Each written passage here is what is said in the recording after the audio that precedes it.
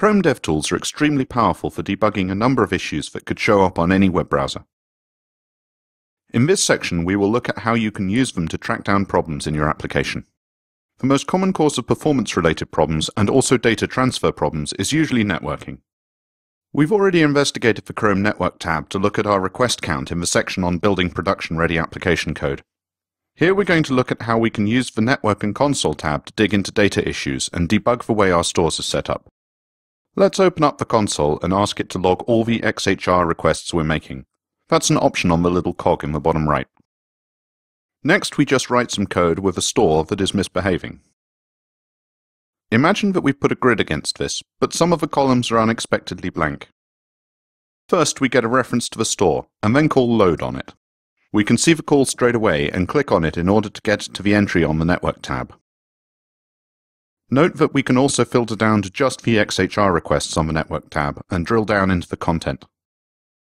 Common things to look out for here are: does the Ext app include the headers? Is it application JSON? Are we sending the right parameters? We can also take a look at the raw response, and Chrome will generate a nice clickable tree for the JSON. Here we want to check the structure. Other problems in Ext apps are setting the right root path and things like date format on the store's model, not matching the data that comes back from the server, which is exactly what we see here. So we can see the networking tab is great for both performance and functionality debugging.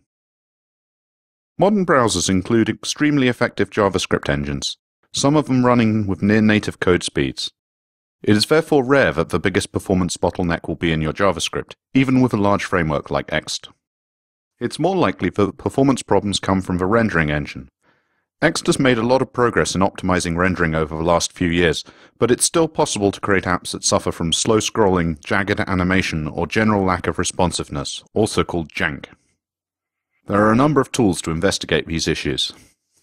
Chrome includes a mode to profile how your application DOM layout works and is rendered to the screen. It shows this on a timeline. Let's turn on a few of the key measures.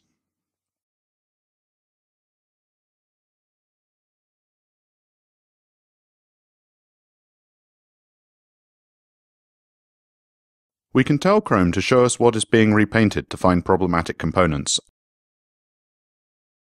and to show us the frames per second graph that tells us if our application is fast enough. Here we should always be aiming for around 60 frames per second.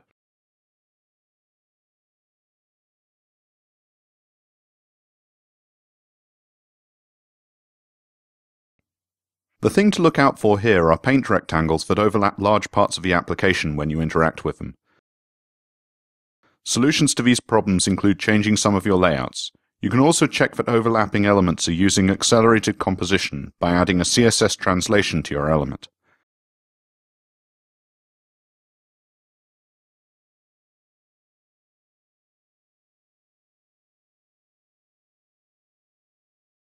Be careful with this trick though. You don't want too many composition layers in your application or it will slow down even more.